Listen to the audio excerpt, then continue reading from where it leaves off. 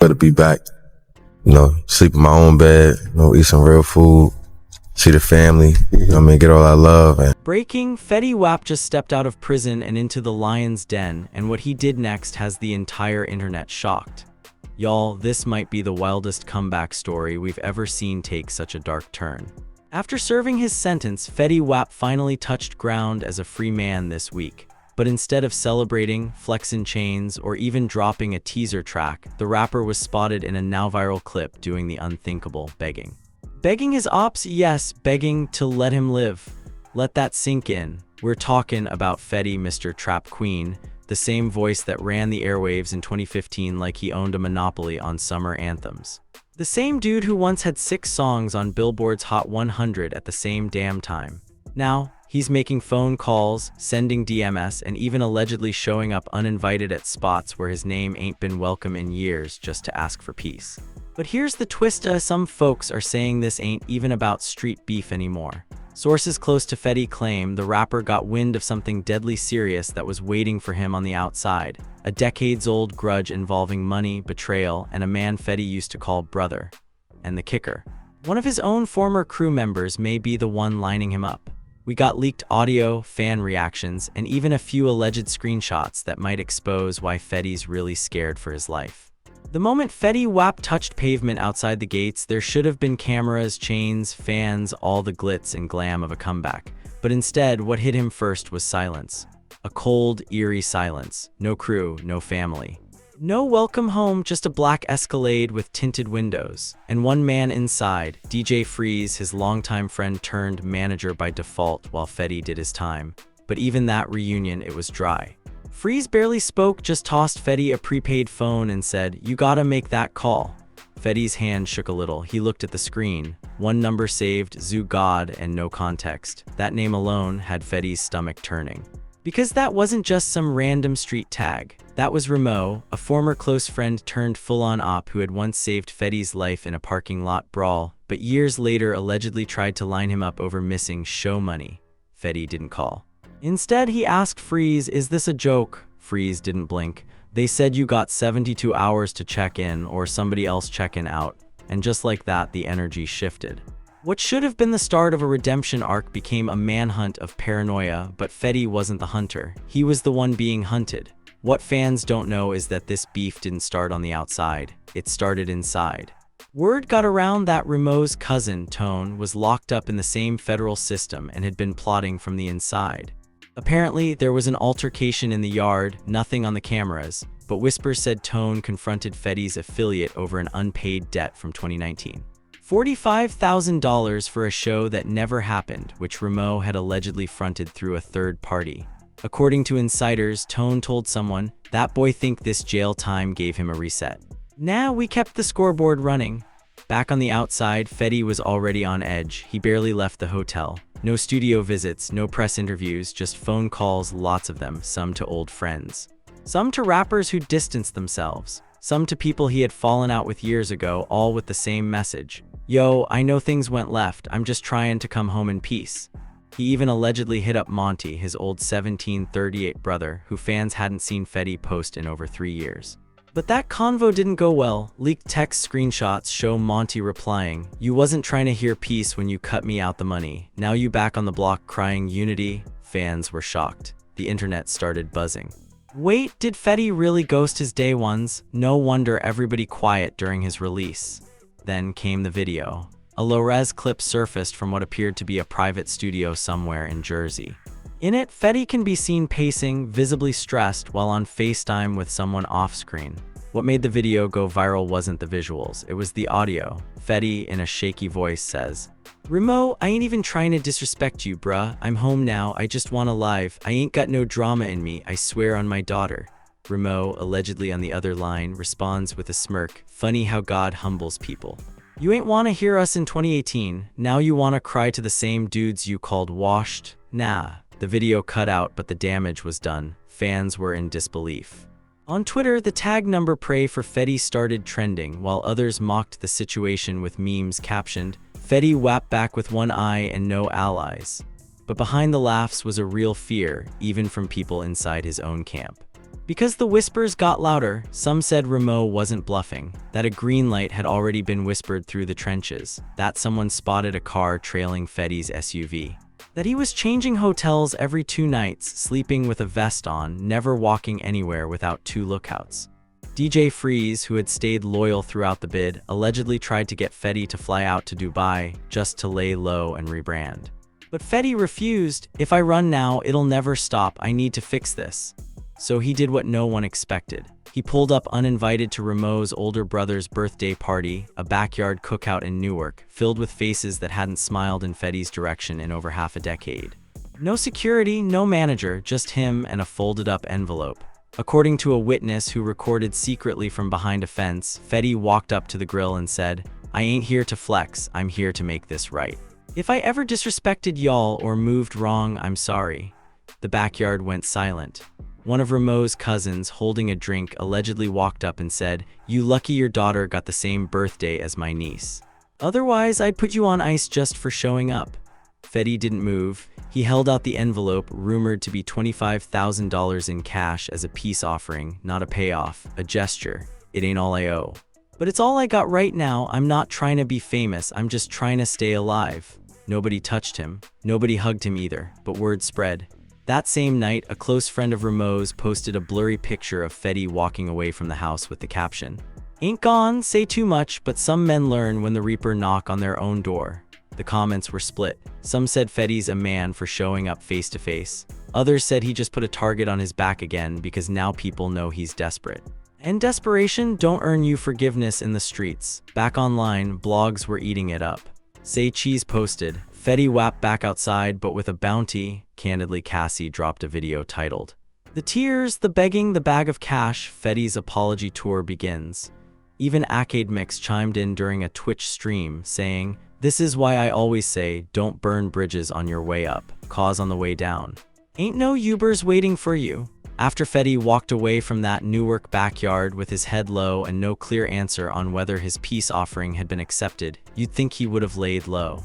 But Naz, not Fetty. He went right back to the one place everybody told him to avoid, the studio, but this wasn't some big-name label spot or bougie Hollywood suite. Word is, Fetty pulled up to a hole-in-the-wall trap studio in Patterson, the kind only real ones know about. No security, just a hoodie, a USB drive, and a notebook filled with verses scribbled during his bid. Why? Because he had something to say, something he didn't want anyone, not even his own team, to hear until it was recorded. But someone else did hear it, and the street's been whispering about it ever since. According to a producer who was there but asked to stay anonymous, Fetty laid down one track, just one, no chorus, no hooks. Just bars on top of bars, calling out fake friends, snakes in his circle, and even some big names he claimed used him, then moved on. And there was one line that stuck out. "They set me up in 22, now they want to pick in 26/, but I ain't forgiven shooters just 'cause labels made a list." Fans who heard the snippet say he was clearly talking about a real attempt on his life that went down before his arrest, something that was never made public but rumored among local NJ crews for years. That track never dropped, but here's where things get insane. One of the producers allegedly leaked a 15-second snippet to a private Discord. And in the background, not the bars, but the actual studio background, there's a faint voice that says, "He's still moving like he got angels. One day he gone, find out it's demons riding too."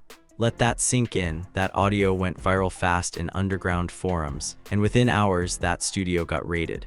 Now, nobody's saying the raid had anything to do with Fetty directly, but rumor is somebody tipped off authorities that something illegal was in the back room. Word is, it wasn't drugs, it was a tracking device, not on the property. In a backpack Fetty allegedly left behind. Y'all, that GPS tracker had coordinates tracing back to 3 different locations: his hotel, the Newark cookout, and the cemetery where his daughter is buried. Whoever planted that device wanted to know where he felt safest, and that's when Fetty snapped. He stopped answering calls, stopped texting his own team. Even DJ Freeze posted a story saying, "I tried to protect bro." But you can't save someone who trusts ghosts. Meanwhile, social media went into a frenzy.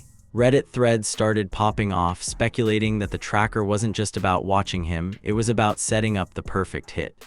One user posted, "They're trying to make it look random, like he just vanished. This ain't a rap beef. This is a chess move." And the timing couldn't have been more suspicious. Because just 2 days later, Fetty met up with Flash, a known middleman from Jersey who used to move around with one of Fetty's earliest rivals, Dice Money. Now Dice ain't a big name nationally, but in Jersey his crew was active, especially during the height of Fetty's buzz. Back in the day, Dice and Fetty were cool until a 2016 money flip gone bad allegedly had Dice robbed in Atlanta. He always believed Fetty's team set him up, and ever since, the two camps didn't even attend the same events. So why was Flash meeting Fetty at a gas station? A fan spotted the two arguing in a parking lot real low-key, but they managed to snap a pic. In the photo, Flash is pointing at the ground and Fetty's holding his head like he's frustrated. According to someone close to the situation, Flash told him, "You need to stop pretending like them boys still love you. They tryna turn you into a mural, not a man." Fetty allegedly replied, "Then tell them what it costs." "I'm tired of paying in fear." Bro, those words right there, fans started calling it the fear tax. And it became a whole TikTok trend, people reenacting it like a scene from a movie. But in real life, it wasn't a joke. Because the next morning, Fetty's rental car was found with all 4 tires slashed outside a diner in Elizabeth, NJ. Nothing else was taken, just the tires destroyed and a single playing card left under the windshield wiper. The Queen of Hearts. Now here's what's crazy. In the leaked snippet from the studio track, Fetty had a bar that said, "They call her the Queen, but she the heart of the setup." Coincidence? Fans think not. They immediately started digging. Some pointed fingers at a former flame, a woman named Tyesha, who was once close with both Fetty and Remo. She allegedly went live in 2020 drunk, saying, "Don't play with me. I know where all your graves at, the dead ones and the walking ones." That line resurfaced. And guess what her Instagram profile picture still is? Yup, the Queen of Hearts. It didn't take long for fans to start connecting her to the tracker. To the cookout, to the fact that she used to post inside jokes only Remo would know. Even a bar from her deleted TikTok said, "He only got one eye, maybe that's why he can't see the setup." Suddenly, Fetty had a new problem. Not just old ops, but ghosts from his past reappearing with knives in their back pockets. And in the middle of all this, a secret feature verse got leaked, allegedly from a collab between Fetty and a rising Chicago artist named Lil Zoc. Problem was, Zoc is affiliated with BG4, a crew that had beef with multiple East Coast collectives, including some folks in Remo's orbit. The verse, hard, real hard. But when the snippet dropped on SoundCloud, multiple comments popped up saying, "Fetty trying to pick sides now, tell him keep that verse before it cost him." Zoc ended up pulling the track. Claimed it was sample clearance issues, but everyone knew it wasn't samples, it was politics. And Fetty was now blacklisted before even getting his foot back in the door. By now, Fetty Wap was living in constant fear. Not the kind of fear you can mask with designer or drown in Hennessy. This was real paranoia. The kind that makes you check under your car, triple lock every hotel door, and keep one sneaker half on while you sleep, just in case you need to run. Because when someone slides an unmarked white envelope under your hotel room door at 3 a.m., you know it's no fan mail. Security footage from the Marriott in Newark, where Fetty had been laying low, shows a hooded figure walking calmly down the hallway, pausing at room 721 and sliding something beneath the door. No hesitation, no rush, like it was rehearsed. Then the figure turns, looks directly at the camera, and smiles before disappearing into the stairwell. What was in that envelope? Sources close to the rapper say it contained a single printed photo of Fetty standing at his daughter's grave, taken from behind, and a note with just 4 words. "We see you, clown." That was it. No name, no threat. Just a cold, calculated reminder that Fetty's every move was being watched, even the most sacred ones. Word is, he collapsed to the floor when he saw it, didn't even speak for 2 hours. DJ Freeze tried to calm him down, but Fetty just kept repeating, "How they know that spot? Nobody knew that spot, because see, that cemetery wasn't public. It wasn't posted. Not on his stories, not on tags, not in any press. It was a private place, sacred to him and his daughter's memory, which meant somebody close to him had leaked that location. Now the paranoia was suffocating. That same week, Fetty changed phones again, a 3rd number in just 4 days, but even that didn't stop the messages. Because on the new line, barely 12 hours after it was activated, he received a text from an unknown number that read, "One eye open ain't enough, Wap, better keep your soul on speed dial." He didn't respond, but the same number texted again 3 hours later. You made your peace in Newark, but your karma ain't local. At that point, Fetty locked himself in the hotel bathroom and called an old friend from Patterson named Mello, someone who used to roll with him back when he was still hungry, still recording in closets. Fetty begged him, tell me who's behind this. I don't need revenge, I just need to stay breathing. But Mello gave him something worse than silence. He gave him uncertainty. Bro, this ain't just one person. You crossed too many timelines, now the clock's catching up. Those words hit different, because deep down, Fetty knew Mello was right. He hadn't been innocent. The fame, the fast life, the business deals gone bad, he burned bridges and forgot faces. And now the ghosts were circling back like vultures. But the moment that shook him to his core came just 3 days later at the airport. Fetty had booked a low-key flight to Miami. No first-class fanfare, just a basic ticket, hoodie up, mask on, trying to disappear for a bit and link with someone from an indie label offering him a safe house and a rebranding package. But even in disguise, the energy followed him. Baggage claim at Terminal B was quiet that night, maybe 12 people total. Fetty stood off to the side, headphones in, rocking slightly like he was humming to himself, trying to block the noise in his head. That's when a man walked up behind him. No hat, no hoodie, just calm, plain clothes. And he whispered 7 chilling words right into Fetty's ear. It won't be today, but it's coming. Fetty froze. He turned, but the man was already walking off, no bags, no urgency. He didn't even glance back. Just walked right into the men's restroom and never came out again, at least not through the doors Fetty could see. Security was called, footage reviewed, but the camera angle near the restroom had glitched. No trace of the man, no evidence of the whisper, just a trembling Fetty staring into space, sweat dripping from his temple despite the AC. Later in private, he told DJ Freeze, they're not trying to shoot me, they're trying to erase me. The next morning, Fetty went dark again. No phones, no texts, no updates. He checked into a luxury condo under a fake name. Told the concierge he was a travel blogger, stayed inside for 2 full days and refused food deliveries unless they came with sealed receipts and visible cameras. DJ Freeze, who had stuck by his side through it all, said it best in a voice memo later leaked to a private Telegram group. This ain't about ops no more, this about a man who knows he made too many enemies and don't know which one gonna move first. And right when Freeze was planning to take Fetty off the grid entirely, the internet exploded again. A fan uploaded a screen recording from a FaceTime call they claimed was with someone in Rameau's circle. In the video, a group of men are laughing, playing one of Fetty's old tracks in the background, mocking his lyrics and replacing lines with threats. At one point, a man off camera says, he can make all the calls he wants, but the streets don't have customer service. And the room erupts in laughter. Even worse, they showed a phone screen at one point that flashed with what looked like a live GPS map, and fans swear the pin matched the neighborhood Fetty had been hiding in earlier that week. The video was deleted in 20 minutes, but not before it was screen recorded, reposted, and analyzed by Reddit detectives and Twitter sleuths. One user went viral with the caption, "This ain't paranoia. This man is being hunted in real time." And that changed the narrative. Now even fans who used to clown Fetty started posting messages of support. No one deserves to live like this. They really trying to turn this into another Mothri situation. Somebody needs to help this man now. The whispers were now full-blown screams. The shadows around Fetty Wap had teeth, and he knew it. After the airport whisper, the envelope under his hotel door, and the alleged FaceTime clip from Rameau's circle showing what looked like live GPS on his location, Fetty had officially gone from free man to a ghost in hiding. But what fans didn't know was that things were about to reach a point of no return. Right before the total blackout, Fetty made one final attempt to get security. Not bodyguards, not hired friends, real private protection. Freeze arranged a discreet meeting with Hawkstone Group, a top-tier private security firm used by A-list celebrities and foreign diplomats. They don't come cheap, and they don't come unless it's serious. Fetty and Freeze met with a rep in a small private suite at a hotel in South Beach. The rep listened, nodded, took notes. But when Fetty laid it all out, the GPS tracker, the voice in the airport, the photos, the whisper threats, the blacklisted feature, and the Queen of Hearts card left on his windshield, the rep paused.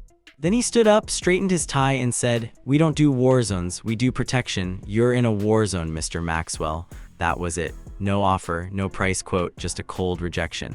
They walked out of that meeting and into the Miami sun. Fetty didn't say a word for 3 blocks, then finally turned to Freeze and muttered, "If even the people paid to protect don't want to get involved, I must have really pissed off the devil." Back at the condo, Fetty finally made a decision. He was gonna record one last track, not for release, not for fame, a vault confession, something for his kids, for his mama, for anyone who might still care after the smoke clears. The studio wasn't a public one. It was a stripped-down apartment setup owned by a producer named 6am, someone who'd worked with underground artists in Broward County and had a reputation for keeping his mouth shut. Fetty showed up alone, no freeze. No entourage, just him, a flash drive, and a brown paper bag with 3 pages of lyrics scribbled out in what looked like hotel memo pad paper. He recorded the track in one take, no punching in, no retakes. Just raw emotion. Insiders say the song is called If I Don't Wake Up. And the lyrics, chilling. Here's a snippet allegedly leaked by 6am to a fan-run Telegram channel. I hear him breathing through the walls / devil in Dior, praying I fall / if I disappear, don't search for applause / just light one for me and check who paused. And the hook, simple, barely a melody, more like a chant. If I don't wake up, don't let him lie / my name was clean, my circle was dry. When he finished recording, Fetty reportedly told 6am, put that somewhere safe. If I don't call you in 3 days, drop it anonymously. 6am asked if he was serious. Fetty looked him dead in the eye and said, this ain't rap, this is my eulogy. But that wasn't the scariest moment of the night. That came hours later when Fetty was back at the condo, lights off, phone on silent, just staring out the window at the skyline. Then came the knock, 3 soft knocks, not loud, not aggressive, polite even. Fetty didn't move at first. He thought it might be freeze or maybe a late delivery, but something felt wrong. He checked the peephole. Nobody was there, but on the floor, a burnt CD in a clear jewel case. No writing, no note, just the disc. He stared at it for 5 full minutes before cracking the door open with a bat in hand, grabbed it, locked the door again, and slid it into his laptop. What played? A single audio file, no title, and in that audio, a distorted voice repeating the same phrase over and over like a ritual chant. Sleep light, one eye, no trust. Sleep light, one eye, no trust. Sleep light, one eye, no trust. Then static, then silence. The file auto-deleted after playing once. Y'all, who even has the tech to do that? Fetty didn't sleep that night, didn't even sit down. He paced for 6 hours, called nobody, and finally, just before dawn, packed a bag and left the building using the garage exit. And from that moment on, Fetty Wap disappeared. No check-ins, no socials, no sightings, not even Freeze knew where he went. It's like he stepped off the grid completely. Then, a week later, a Dropbox link was sent to 5 independent journalists and 1 underground YouTube blogger. No name, no IP trace, just a message that said, he left this behind. You decide if the world should hear it. Inside the folder, a high-quality WAV file named, If I Don't Wake Up Fetty Final, and a handwritten note scanned as a PDF. The note read, to whoever finds this, I ain't scared of dying, I'm scared of being misunderstood. Don't turn me into a hashtag, just know I tried. And if I made enemies, it was never for clout, it was survival. Play the track. Let them hear my side, that's all I ever wanted. No signature, just a doodle of an eye closed halfway. The track hasn't been released publicly yet, but fans who have heard the leak call it haunting. One said, it's like listening to someone dig their own grave in melody. Another said, that's not a rap song, that's a goodbye letter with 800 eights. And now, the industry is buzzing. People are asking, where is Fetty Wap? Is he in hiding? Is he planning something bigger, or did someone finally make good on all those quiet threats? Nobody knows, but one thing's for certain, he left his truth behind. And in a world full of fake flexes, half apologies, and dead ops getting remixed for clout, that alone is powerful. And there you have it, y'all, from freedom to fear, from superstardom to surviving in silence. Fetty Wap's post-release story isn't just messy, it's terrifying. This wasn't about music beef or Twitter drama. This was about a man fighting for his life in real time while the world watched, speculated, and scrolled past like it was just another viral moment. But this time, it ain't just for clicks. From that envelope under the hotel door, to the voice at the airport, to the burnt CD with a disappearing audio file, this goes deeper than rap. This was psychological warfare, and Fetty knew it. He tried to make peace. He offered apologies. He even walked into the lion's den, no security, and faced the very people who once called him family, only to turn into his potential executioners. And in the end, he didn't beg for fame, he begged for understanding. And when that didn't come, he left us with the one thing they couldn't take from him, his voice. So now we ask you, do you think Fetty's still alive? Was the audio track "If I Don't Wake Up" his final goodbye, or a calculated move to control his narrative before something happened? Was this about old beef or something way darker? We want to hear your theories. Drop your thoughts in the comments right now. Was this fear, strategy, or is there more coming we don't even know about yet? Like this video if you're still speechless. Subscribe for updates, because if Fetty ever reemerges, best believe we'll be the first to break it. And share this story before it gets buried, because when the world forgets, the shadows win, and we don't let shadows win.